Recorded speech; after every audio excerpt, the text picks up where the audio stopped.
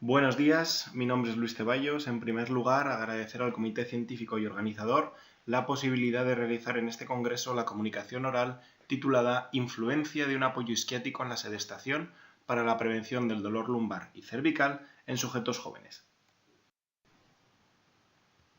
Las posiciones de sedestación mantenida conllevan una caída de la pelvis hacia la retroversión, un aumento de la flexión lumbar y de la posición de cabeza adelantada, provocando una excesiva tensión en el tejido posterior, un aumento de la laxitud ligamentosa, un aumento de la presión intradiscal y se han relacionado con la aparición de síntomas lumbares y cervicales en todos los grupos poblacionales, incluso en la población joven. Cerca de un 70% de la población universitaria han padecido síntomas cervicales o lumbares alguna vez por la posición de sedestación mantenida. Se han propuesto diferentes tipos de silla que traten de facilitar las curvaturas fisiológicas de la columna. Sin embargo, la falta de adaptabilidad individual de las sillas, junto con la alta prevalencia de los síntomas musculoesqueléticos, hace pensar en la necesidad de desarrollar otro sistema adaptable a cualquier tipo de sedestación.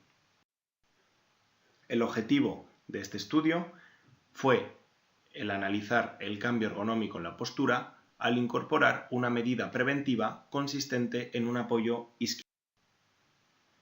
Para ello, se diseñó un estudio transversal, comparativo y analítico, donde los criterios de inclusión fueron sujetos con edad comprendida entre los 18 y los 30 años, que fueran capaces de mantener la posición sedente y no presentar síntomas en el momento de la medición.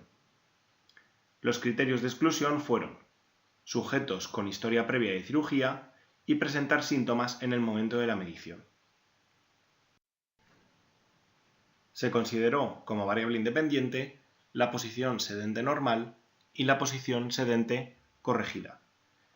La posición sedente normal se estandarizó pidiéndole al paciente que permaneciera sentado de forma natural en un taburete sin respaldo ni reposabrazos, y cuya altura coincidiera con la articulación de la rodilla a 90 grados de flexión, que mantuviera la vista al frente y las manos relajadas en los muslos con la punta de los dedos en contacto con las rodillas. Para la posición sedente corregida se utilizaron las mismas indicaciones, pero además se añadió un apoyo de 5 centímetros inmediatamente inferior y posterior a las tuberosidades isquiáticas. Se realizó una fotogrametría en el plano sagital de ambas posiciones. Las variables dependientes analizadas fueron los siguientes ángulos mediante un software informático 2D. El ángulo craneovertebral, formado por la línea horizontal que pasa por la apófisis espinosa de T1 y la línea que une la apófisis espinosa de T1 con el trago de la oreja. La posición de cabeza adelantada produce una reducción del ángulo craneovertebral. El ángulo cervical superior, formado por la línea que une la aleta nasal y el trago de la oreja, y la línea que une el trago de la oreja con la apófisis espinosa de T1. La posición de cabeza adelantada provoca un aumento de este ángulo. El ángulo cervical inferior, formado por la línea que une el trago de la oreja y la apófisis espinosa de T1, y una línea que une la apófisis espinosa de T1 con el esternón. La posición de cabeza adelantada produce una reducción de este ángulo. Y finalmente, el ángulo de la columna lumbar. Ángulo formado por la línea horizontal que une la apófisis espinosa de T11 y L1 y por la línea perpendicular que corta la línea horizontal que une S2 con la espina ilíaca antero-superior. Para el análisis estadístico de los datos se utilizó el software informático SPSS para Windows versión 20.0. Se reclutaron 76 sujetos voluntarios, de los cuales el 31,6% fueron hombres y el 68,4% fueron mujeres. Un 21,1% de la muestra había presentado dolor cervical en los 6 meses previos y un 25% habían presentado dolor lumbar previo en los 6 meses anteriores. Estos datos se asemejan a los mostrados en un estudio previo en la Sociedad Española de Reumatología.